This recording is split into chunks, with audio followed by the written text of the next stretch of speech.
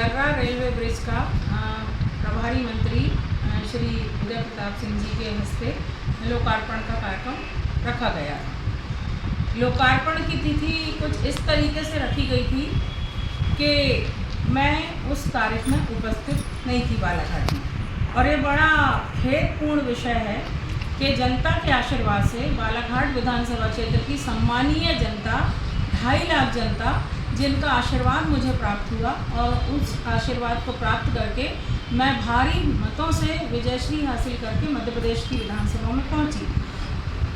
नियम की अगर बात करें, प्रोटोकॉल की अगर बात करें, तो क्षेत्रीय विधायक की अनुपस्थिति में इतने बड़े कार्य का लोकार्पण हो जाना कहीं ना कहीं भारतीय जनता पार्टी की संकीर्ण सोच का परिचायक है। और मैं यही कहना चाहती हूँ कि हमारे यहाँ के जो स्थानीय भारतीय जनता पार्टी के नेता हैं, वो किसी भी तरीके से नहीं चाह रहे थे कि बालाघाट विधायक के रूप में अनुभव मुंजारे ब्रिज के लोकार्पण के कार्यक्रम में रहे।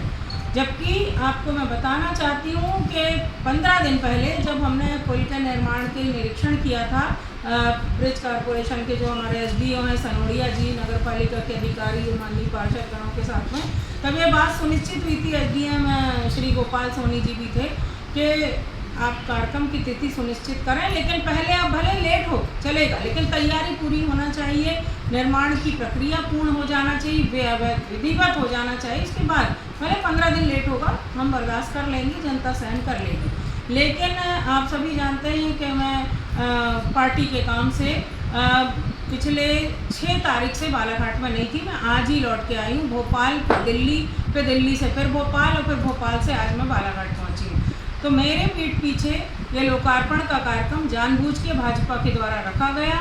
माननीय प्रभारी मंत्री जी से जब इस संदर्भ में मेरी बात हुई, तो उनको भी एक तरह से भाजपा के स्थानीय नेताओं ने गुमराह, यहाँ नहीं हूँ मैं, पार्टी के काम से बाहर हूँ।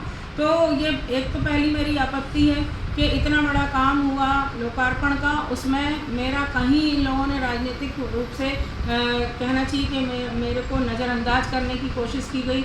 और दूसरी बात यह है कि गुणवत्ता की अगर हम बात करें, तो इसमें बिल्कुल स्पष्ट रूप से मैं कहना चाहती हूँ कि गुणवत्ताहीन ब्रिज का निर्माण किया गया है, गुणवत्ता का बिल्कुल भी ध्यान नहीं रखा गया है।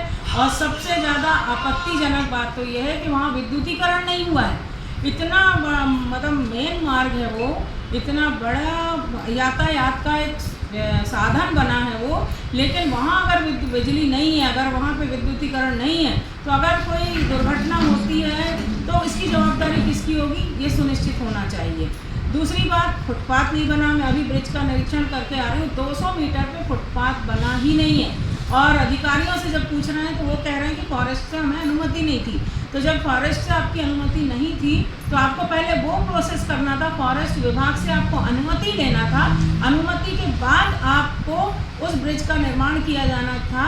आप भारत के, हमारे संपूर्ण देश के किसी भी फ्लाईओवर का निरीक्षण कर लें, चाहे सिवनी में कर लें, छिंदवाड़ा में कर लें, जबलपुर कर लें, भोपाल कर लें, दिल्ली में कर लें, कहीं पर भी बिना दोनों तरफ प्लेट मतलब फुटपाथ के कहीं पर भी ओवर ब्रिज का नहीं चालू होता, या वहाँ पे यातायात नहीं होता। अब ऐसी स्थिति में जो 200 मीटर पे जो फुटपाथ नहीं बना है, वहाँ पे अगर कोई पैदल यात्री है, अगर कोई पैदल चल रहा है, तो उसका तो जान का बिल्कुल जोखिम बना ही रहना है पूरी तरीके से। तो इसकी जिम्मेदारी कौन लेगा? प्रशासन को इसकी तरफ ध्यान देने की जिम्मेदारी थी, लेकिन प्रशासन ने पूरी तरह से इस बात को अनदेखा कर दिया, विद्युतीकरण को अनदेखा कर दिया गया, और आनन फानन में 13 जून को ब्रिज का लोकार्पण हो गया। और एक जैसा मेरी जानकारी में आया कि 21 करोड़ 68 लाख की लागत से ब्रिज का निर्माण किया गया, लेकिन बहुत घटिया, गुणवत्ताहीन, और एक तरह से शासन की जो करोड़ों रुपए की राशि है, जनता के खजाने की जो राशि है, उसका एक तरह से दुरुपयोग किया गया है।